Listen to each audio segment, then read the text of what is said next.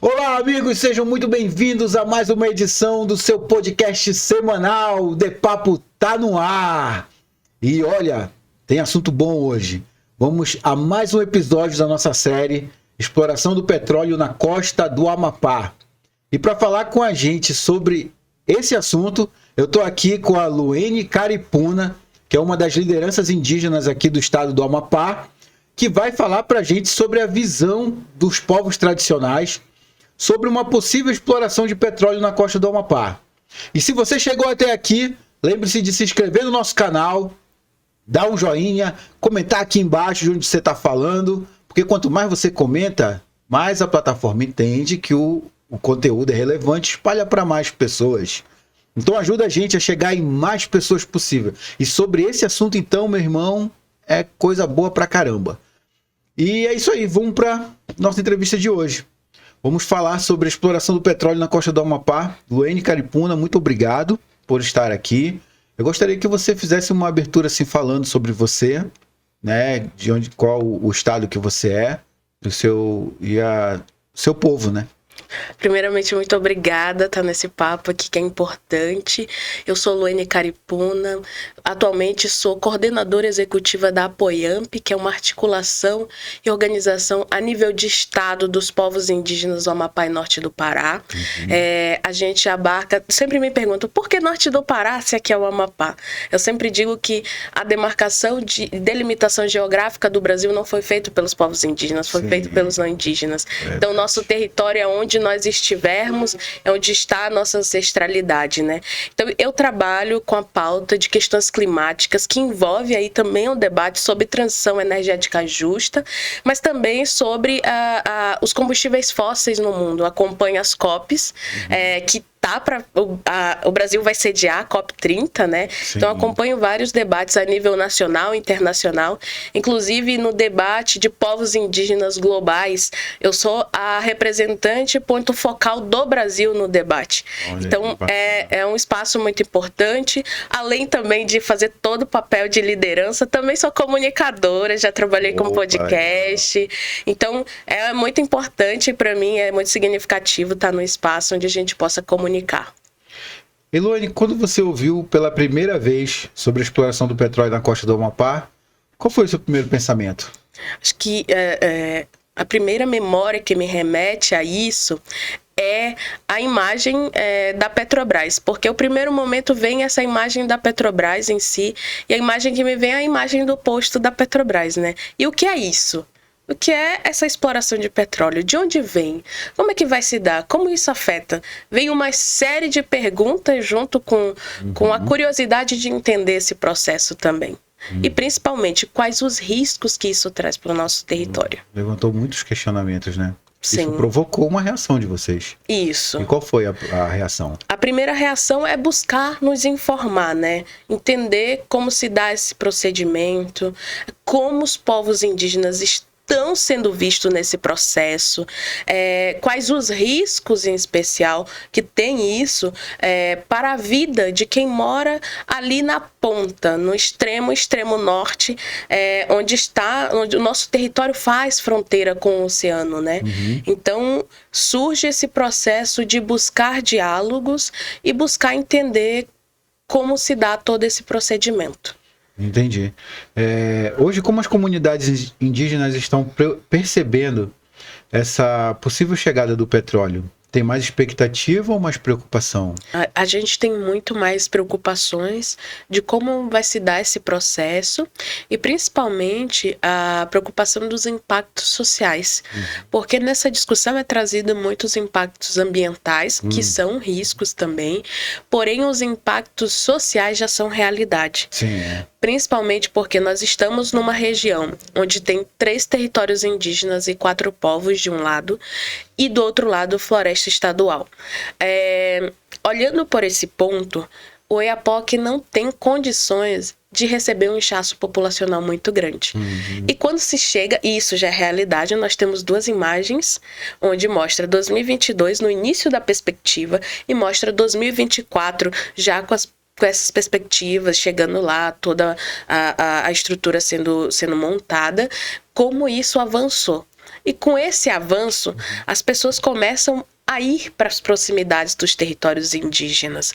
Isso causa uma preocupação de invasões territoriais, entre outras questões, né, que a gente está numa região de fronteira, está numa região onde se tem um alto índice de garimpo ilegal, tráfico de pessoas, tráfico de drogas. Então, nos preocupa para além do nosso território, mas como essa cidade que é tranquila, que é bonita, que a gente está acostumado a circular, ficará depois de uma grande perspectiva como essa, né? Então, nos preocupa como também os povos indígenas serão consultados, porque aqui vale também ressaltar que nós temos o direito à consulta livre, prévia, informada, garantida pela 169 da OIT, que foi ratificada no Brasil e que é legislação brasileira e precisa ser cumprida. Então, são várias preocupações nesse processo que se levanta nos debates e como será esse processo e quais esses riscos, né? Então a gente vem muito com essas perguntas. Mas você falou dessa mudança, né, que já ocorre lá na cidade de Oiapoque, né? Pra quem ainda não foi lá em Oiapoque, se já foi, tipo, há 5 anos atrás, se for agora, vai ver como é que tá a diferença. Tem até invasão, tem em Oiapoque. Isso. Invasão de terras. Isso ficou muito mais grave porque essas invasões de terras começam a avançar para a proximidade dos territórios indígenas. E o que preocupa? Quando se cria uma grande expectativa de que pega aquela esperança de que vai mudar a vida do povo amapaense e as pessoas se deslocam até ali, e não são pessoas especificamente só do Amapá, são de outros estados, e começam a se deslocar ali, e essas pessoas não conseguem acessar empregos, começa a se criar um problema social gravíssimo. Ixi, verdade. Então, são vários desses questionamentos que vai para além do território indígena, mas é o território que a gente é acostumado a circular tranquilamente, sabe? Já houve um diálogo com o governo, direto com o governo, ou com as empresas sobre como isso pode impactar as terras e o modo de vida tradicional? Já houve esse diálogo? Se iniciou o diálogo com a Petrobras algumas vezes, tanto no território, mas também com ações judiciais no MPF. Em 2023, houve a tentativa de criar um GT de consulta prévia, que aglobaria não só povos indígenas, mas também comunidades quilombolas, também comunidades ribeirinhas, que são pessoas que serão impactadas, só que depois desse processo paralisou o processo de diálogo, se parou. Agora, em 2025, após, e aí é importante ressaltar, que após uma carta de repúdio de 68 lideranças de Oiapoque, o governo do estado se pronunciou, assim bem como os senadores que a gente citou nas cartas, e também a gente pressionou o governo federal também, porque vale ressaltar que esse é um projeto que vem de cima do governo federal. É uma expectativa muito grande nesse processo, né? Então, após essa pressão do movimento indígena, se teve reuniões tanto com o governo do estado e também com a Petrobras no território indígena para iniciar a retomada do GT, que vai iniciar o processo de consulta prévia. Em alguns momentos, algumas pessoas confundiram, né, que tinha a perspectiva de que a consulta prévia ela só começa depois do processo, já lá no processo de exploração, né? Porque aí tem várias etapas para se explorar, né? E aí tem o início, que é a pesquisa, que é o processo onde nós estamos agora, e aí depois tem o processo de exploração já, e aí o processo de produção, né? Então, e na 169 da OIT se garante que o processo de consulta ele aconteça antes, durante e depois. Então, já era para ter iniciado esse processo e agora nós, a partir desse diálogo, dessa pressão do movimento indígena, a gente começa aí nós já estamos com uma data marcada para a primeira reunião com todos os órgãos para começar esse diálogo da consulta prévia, que aí segue um rito que é importante também ressaltar. Eu posso mandar para você depois, mas nós temos o caminho da consulta construída pelos 4 povos em Oiapoque, que é onde nós falamos como deve ser essa consulta, o que deve seguir as regras e principalmente que essas informações sejam levadas nas línguas indígenas. E quantos povos tem lá em Oiapoque? Nós temos 4 povos, que é o meu povo Caripuna, nós temos o povo Palicuauquaienê, nós vamos ter também o povo Galibi-Calinhã e nós vamos ter o povo Galibi-Maruorno. Ah, boa, são 4 povos ali, né? Isso. Muita gente fala que o petróleo pode trazer desenvolvimento econômico para o Amapá. Mas na sua visão, desenvolvimento para quem e de que forma? Acho que essa é a pergunta que todos nós, amapaenses, devemos nos fazer. O desenvolvimento para quem, como e como isso vai chegar na mesa de quem de fato vive nesta casa. Porque um questionamento que eu sempre trago, assim, particularmente, todos os debates que eu faço a nível nacional e internacional, nós temos grande exemplo que é a Serra do Navio. É um dos maiores exemplos, a exploração de manganês. O que deixou para o Amapá? Quais as riquezas? É a pergunta que nós devemos nos fazer. Nós não podemos esquecer do passado, mas um passado tão próximo que nós não devemos esquecer é que nós temos basicamente 5 hidrelétricas no Amapá e nós ficamos em um mês de apagão no Amapá. Pessoas morreram no meio da pandemia e cadê o retorno para o povo amapaense de fato, né? Cadê a energia? Nós estamos sofrendo com um alto preço de energia. Bandeira vermelha 2. Que eu nunca tinha ouvido falar. Sabia que tinha bandeira vermelha, agora 2. Então são esses questionamentos, né, que eu também me pergunto muito. Quais são os retornos que isso dará? Nós seremos novamente mais um estado explorado? Nós seremos novamente mais um povo explorado que não terá retorno algum? Onde o que fica pra gente é só a destruição do nosso território, é só as mazelas, os problemas sociais. E uma coisa que eu sempre vejo em vários discursos é que o Amapá será a nova Dubai. Eu adoro esse termo sensacionalista, né?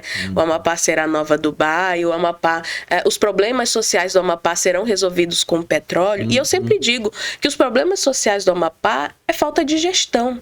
É uma má gestão. Isso não será resolvido com royalties. E tem mais uma. Os royalties resolverão todos os problemas. E o que não é dito para a população é que os royalties, eles são da União. Então, os royalties só vêm depois de 10 anos de exploração e os royalties são divididos para todos os estados do Brasil e a porcentagem que fica no Amapá, ele será dividido para todos os municípios do estado. Não é só concentrado em um núcleo, ele tem um destino. Ele tem, e é uma coisa que eu... Peraí, desculpa atrapalhar o raciocínio. Tá tudo bem. Só volta aqui, 10 anos depois? 10 anos de exploração. E aí... Só após 10 anos... Só após 10 anos de exploração. Começa a vir os royalties. Exatamente. Quer dizer que eles começando a furar lá, puxar o petróleo e já mandar comercializar, não vai começar a vir royalties? Não, porque existe todo um processo, que é o processo de produção, passa pela refinaria, e aí tem a exportação. O processo de exportação. E até esse produto ir para o mercado demora muito tempo. E aí a perspectiva, por exemplo, de explorar petróleo nessa margem, ele começa a saltar uma coisa do debate internacional a nível mundial, que o processo de produção é previsto daqui a 30 anos. Daqui a 30 anos, o mundo estará trabalhando uma transição energética. Então, o que é previsto pelos cientistas é que, nesse processo, o mundo todo já estará abandonando o uso de petróleo para uma nova transição energética, uma nova cadeia de energia mundial. Então, esses debates, que são poucos vindo para o Amapá, que é feito mais na... vamos preparar o Amapá. Mas, e aí eu questiono também, como nós vamos preparar o Amapá, e aí trazendo para os povos indígenas, se nem a Universidade Federal do Amapá nós acessamos. Nós não temos reservas de vagas e cotas para povos indígenas e negros e ribeirinhos da nossa universidade. Nós temos mais, só para você ter ideia, nós temos mais de 200 alunos indígenas do Amapá tendo que migrar para o Pará para estudar, porque lá eles conseguem acessar a universidade. Então, como você prepara o povo amapaense se você não consegue fazer com que ele acesse a graduação, um mestrado, um doutorado no seu próprio estado? E isso não é só para povos indígenas, isso é para toda a população. Então, são questões incoerentes nesses debates que precisam ser trazidos à tona para que a população pense. Esse benefício é para quê? É para quando? É como? Como será injetado? Então, são questões a serem pensadas pela população. Verdade. Em termos ambientais, quais são as principais preocupações que vocês levantam quando o assunto é exploração de petróleo? Uma das preocupações que a gente já sentiu um impacto inicial só pelos sobrevoos. Se você olha os territórios indígenas, a área para sobrevoos do aeroporto de Oiapoque para a base, ela passa por cima dos territórios indígenas. E nós estamos falando aqui de povos que caçam para sobreviver. Nós estamos falando de povos que não estão acostumados com esse ciclo que se tem na cidade, que é de carros, que é de avião. Então, é um ciclo muito pouco. Apesar de ter um aeroporto ali, os sobrevoos não passam diretamente por cima do território e não tem uma rota de saída, por exemplo, vamos criar uma outra rota. Não, é ali em cima, porque do outro lado nós estamos falando de espaço aéreo internacional, que é o espaço da Guiana Francesa. Então esse já é um impacto que nós sentimos muito forte, principalmente depois da operação que se teve, né, agora recentemente, muitos helicópteros por cima, e aí algumas pessoas até dizem, mas estão reclamando de um barulhinho, mas é um barulho que interfere no modo de vida dessas pessoas que estão ali. Outra questão é que os estudos, eles estão focados nos impactos ambientais, mas não se tem estudos específicos sobre os impactos sociais e socioeconômicos para aquela população, tá? Não existe nenhum estudo, nenhum que eu tiver certo, nem por parte da Petrobras. E aí uma coisa que é importante falar aqui... Estão preocupados com o impacto ambiental. Isso. Não estão preocupados com o impacto das pessoas. E em alguns momentos eles disseram, não, isso aqui é depois. Não, mas isso aqui já é realidade. Já tá rolando. Já tá rolando, já é real. Então precisa ter estudos. Já aqui na nossa cabeça. Exatamente. Então, isso é uma das preocupações. Só para você ter ideia dos impactos socioeconômicos que eu estou falando, eu fui agora em Oiapoque e sabe o que tá rolando em Oiapoque? Taxação. Existe uma taxa para você pagar no cartão de crédito ou débito e até vale alimentação nos supermercados. Eu fui comprar um pacote de pão de R$40 e eu disse, passa no débito. Aí a dona da padaria me disse assim, olha, no débito tem uma porcentagem, você vai ter que pagar R$50. 50 centavos, no caso? Não, R$50. Porque eles acrescentaram mais R$10 de taxa para eu pagar no débito. Rapaz. Então, como isso, olha só o peso que é morar numa fronteira que tem influência de euro, com um empreendimento desse porte e começar uma grande taxa descontrolada. Como é que uma pessoa que vive do Bolsa Família, digamos, sobrevive numa cidade onde os preços são altíssimos? Isso são impactos socioeconômicos que ainda não foram pesquisados. E impactos ambientais nos preocupa que esses sobrevoos também interfiram na rota de aves de mar que vão os territórios, tanto no Cabo Orange, que é uma unidade de conservação, quanto em território indígena, que vão reproduzir e voltar. Isso é uma preocupação.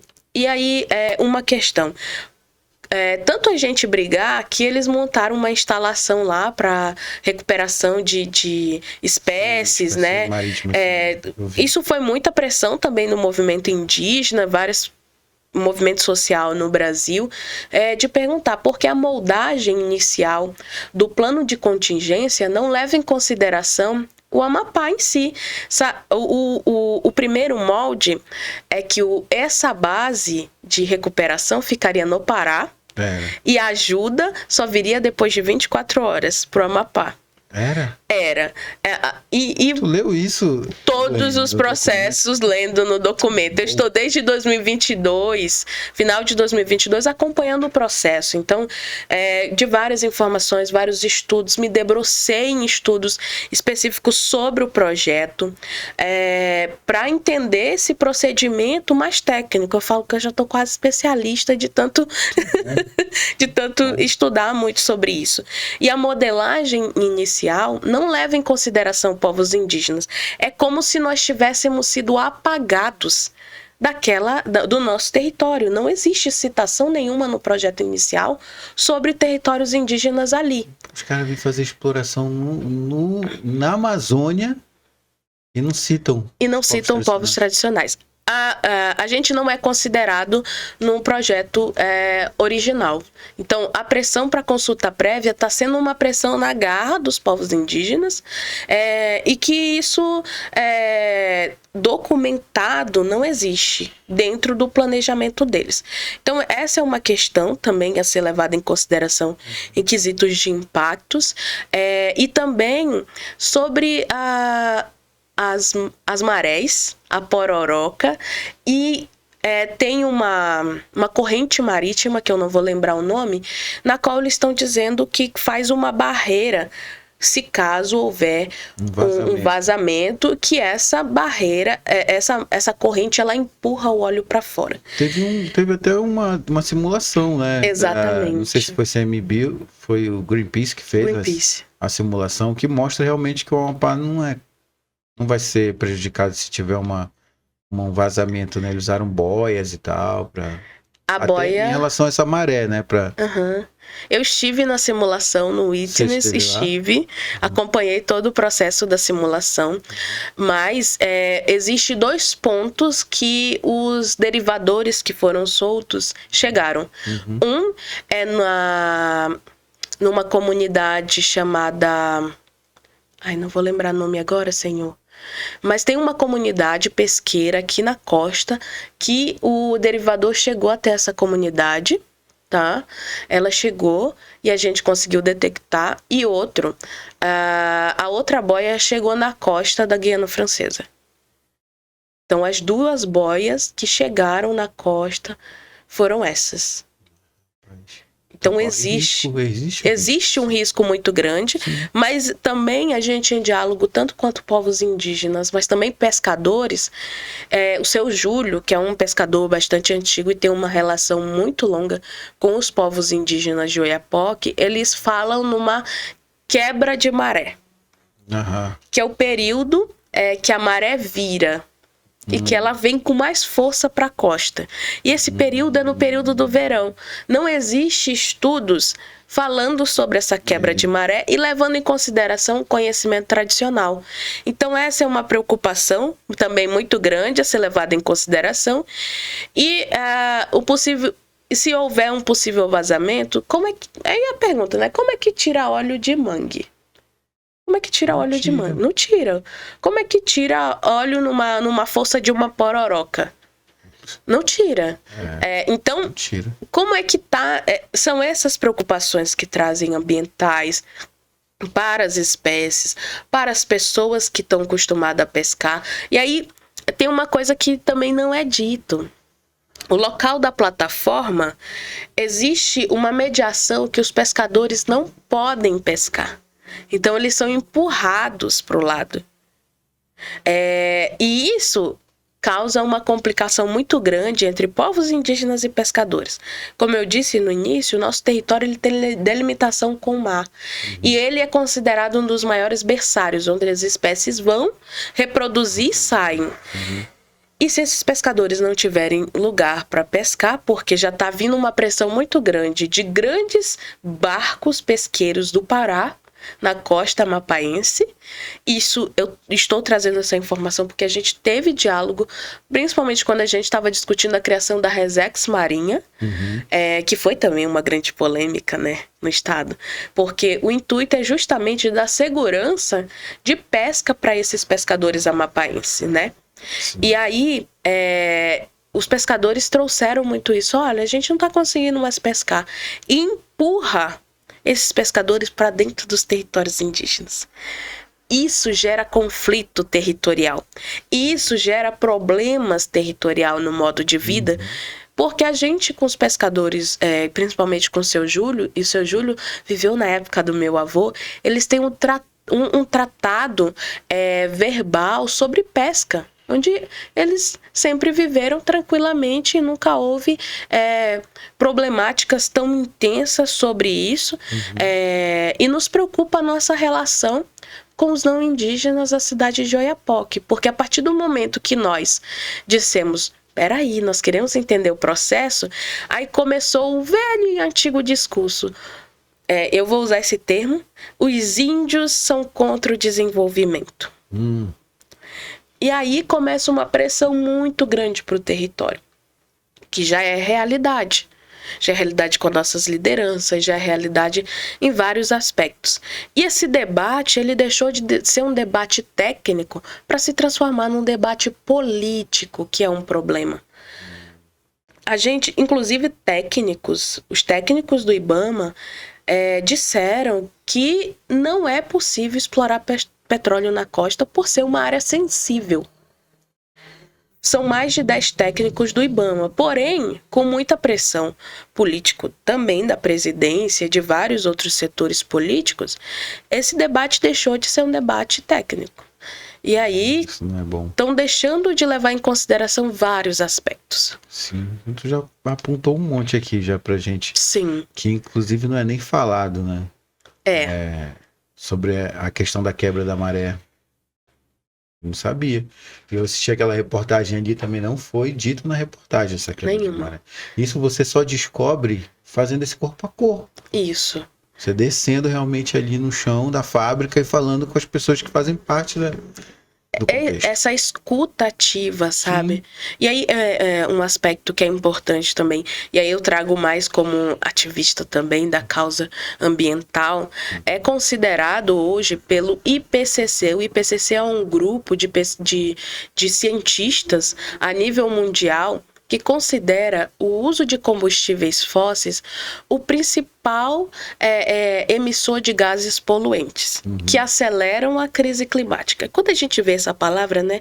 Crise climática está tão distante, é só derretimento de geleira? Não. Acelera a crise climática, começa o calor extremo, que a gente já vivencia hoje. Começa o quê? O nível do mar, para quem mora aqui em Macapá, em região de ressaca, sente isso muito forte.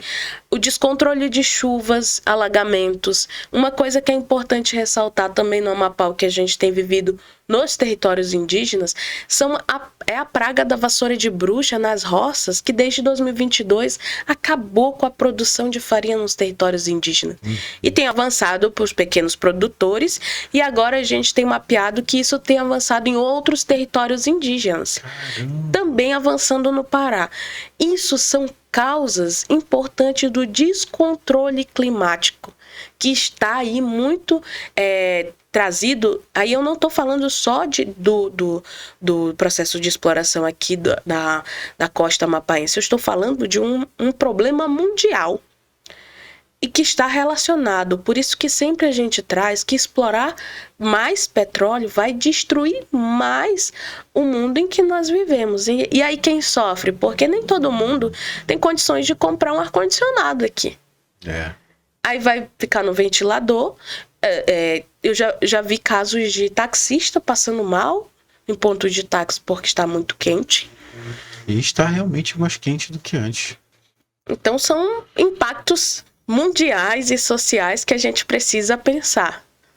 Na tua opinião, assim, na prática, o que ainda falta de infraestrutura no Amapá para comportar uma exploração de petróleo? Assim? Nossa, eu acho que o Amapá em si não tem nenhuma condição assim de estrutura, infraestrutura para receber um projeto nesse porte. Mas aí eu venho com uma pergunta: o que falta para o Amapá investir na bioeconomia do Amapá? O que falta para o Amapá investir no que está dando certo?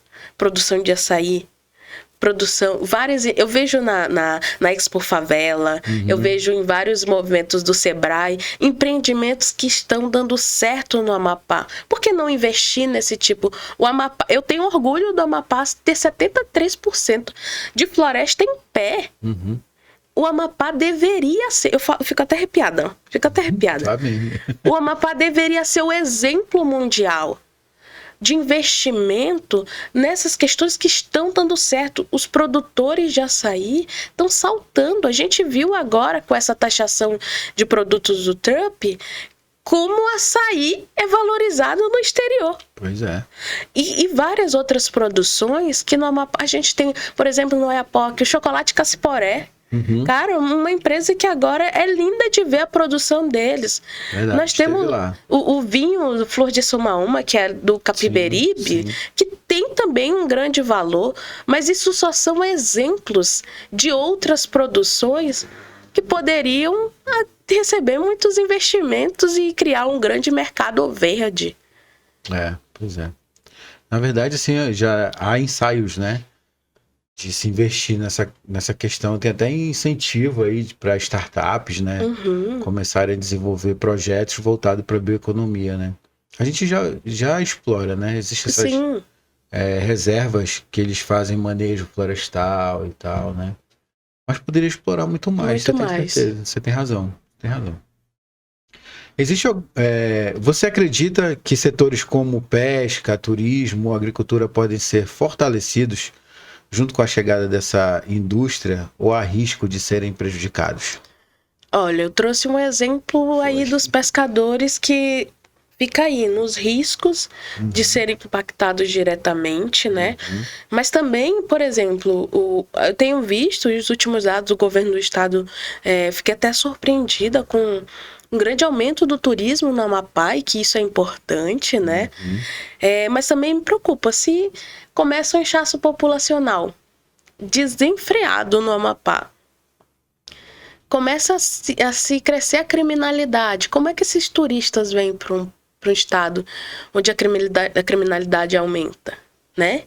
Então, é preocupante. É preocupante nesse sentido de produção. E na agricultura, nós estamos vendo aí o avanço das pragas. Então, são aspectos que não estão desconectados, estão conectados.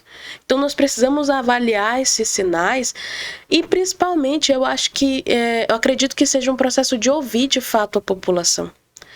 Porque as escutas sobre a questão de exploração de petróleo precisam ser feitas de maneira que você possa falar. Não que venha eu fazer mais uma palestra para você e trazer a minha ideia sobre o que é aquilo. Sim. Mas sobre o que preocupa. O que é Petrobras? O que é Petrobras? O que é exploração de petróleo? Sim. Como são os passos disso? E qual o seu medo sobre isso? Eu tenho medo do avião cair na minha casa. Essas são perguntas, são medos que têm que ser trazidos e que são relevantes para os debates. Sim, verdade. Como você acha que a população, especialmente as comunidades indígenas, pode participar das decisões e garantir que a sua voz seja ouvida nesse processo? Um dos passos que a gente traz é a consulta prévia, esse caminho, é o protocolo construído, até o Brasil ter ratificado ao 69 da OIT, então que se possa cumprir. Só fala pra gente o que é o OIT, você falou. OIT é a Organização Internacional do Trabalho, que é um acordo internacional que traz tanto o direito de povos indígenas, comunidades tradicionais, garantia que eles sejam ouvidos em empreendimentos ou em questões que afetam diretamente o seu modo de vida, sua vida no território. Então, é uma legislação importante que não abarca só povos indígenas, né? E aí, esse é o caminho. Os povos indígenas do Amapá todos, inclusive os Wayampi, são os pioneiros, são os primeiros a lançar o protocolo de consulta livre, prévia, informado na língua deles e como eles gostariam que esses empreendimentos ou qualquer coisa que afete a sua vida dialoguem diretamente com ele, governo, legislação, legal, vários aspectos. Então os Wayampi são um exemplo disso. Boa. E eles inspiraram outros povos no Brasil e na América Latina. Boa, bacana. Porque é um processo muito importante. Então, sim, todos os territórios, eles têm esses protocolos e que são os caminhos para a participação nesse processo. Mas também eu instigo a população buscar informação, buscar participar das consultas públicas que são importantes, as comunidades quilombolas buscarem construir seus protocolos, comunidades ribeirinhas também. Isso é importante. Verdade. E para fechar, se você pudesse mandar um recado direto para as autoridades e empresas sobre o petróleo no Amapá, qual seria? Primeiro que a ganância ela não pode se sobrepor à vida de quem está nesse lugar. Jamais. É a primeira coisa primordial, o respeito à vida de quem mora aqui há séculos. De quem está nesse território há séculos e quem dividiu esse território há séculos. Então isso tem que ser importante, tem que ser o primórdio de tudo, o respeito. E que se possa se caminhar num diálogo com os povos, as comunidades tradicionais, a população amapaense com respeito, com a garantia do direito à consulta livre, prévia e informada, sem pressão política. Isso é importante. Uhum. Que nós possamos definir e chegar a uma conclusão do melhor caminho para esse empreendimento, porque a gente sabe que é soberania nacional, mas que essa soberania não pode se sobrepor à vida das pessoas. E que é importante esse diálogo próximo com os territórios indígenas e com a verdade. Porque a verdade ela é importante para essa definição. Porque quem vai ficar depois desse processo de exploração somos nós. É eu, é você, aqui no Amapá. Porque depois que esse empreendimento terminar e terminarem de explorar tudo o que quiserem aqui, eles vão voltar para suas casas. Mas nós vamos ficar. E nós não queremos ficar com as mazelas, com os prejuízos, com os problemas sociais, com as doenças, com tudo que vem de ruim. Nós queremos ficar na nossa casa, tranquilos, mas que seja um desenvolvimento responsável. Nós não somos contra o desenvolvimento, mas que esse desenvolvimento respeite o nosso território, a nossa ancestralidade, nosso modo de vida, nosso direito nacional à vida que é garantido na Constituição Federal. Acho que esse é o principal recado. E que as pessoas não olhem para a gente que questiona como inimigos. Nós estamos aqui para construir opiniões sociais e públicas. E sempre vai ter questionamentos. E nós temos que aprender a lidar com esses questionamentos e buscar respostas. Porque nós precisamos de resposta para o nosso território. Então acho que esses são os principais recados aí para quem vem para o nosso território, para quem vem investir, mas que invista com responsabilidade ambiental, social, para com a população mapaense. Não sei se tu tens esse censo, quantos indígenas moram nessa região? De Oiapoque? De Oiapoque. Nós somos mais de 8 mil indígenas, e em um dado importante, nós somos 70% da população oiapoquense, nós somos a maior parte. Vocês são... Nós somos... A cidade de Oiapoque é uma cidade indígena. De presença indígena muito forte. E no Amapá nós somos aproximadamente 11 mil indígenas no estado do Amapá. Então é uma população considerável. Sim. Que você tirar do processo e apagar como se não estivesse ali, é tirar a história do Amapá. É apagar a história do Amapá. É isso aí. Wayne, obrigado por ter vindo aqui, ter separado esse momento, tá esclarecendo pra gente Você me esclareceu muitas coisas aqui que eu não sabia dentro desse processo. Muito obrigado. Como é que faz para as pessoas te encontrarem? Eu que agradeço primeiramente, é um espaço muito importante. Eu sempre tenho, minha página é @luenecaripuna, mas nós também temos a página das organizações indígenas, @apoiamp, que é onde a gente tem trazido muitas informações com muitos parceiros e também onde acompanha nossas andanças nos debates nacionais e internacionais, trazendo informações e buscando garantir o direito dos povos indígenas. Boa. E para você que chegou até aqui, meu muito obrigado. Se não se inscreveu ainda, lembre-se de se inscrever no nosso canal, dar um joinha, comentar, falar o que você acha do que a Luene expôs aqui pra gente, coisas bem relevantes que eu acho que vão fazer a gente pensar bastante sobre essa pauta. E acompanhe a gente nas redes sociais, @DePapoOficial, e a gente também tá no Facebook, com o mesmo @DePapoOficial. Muito obrigado e até o próximo episódio da nossa série. Valeu!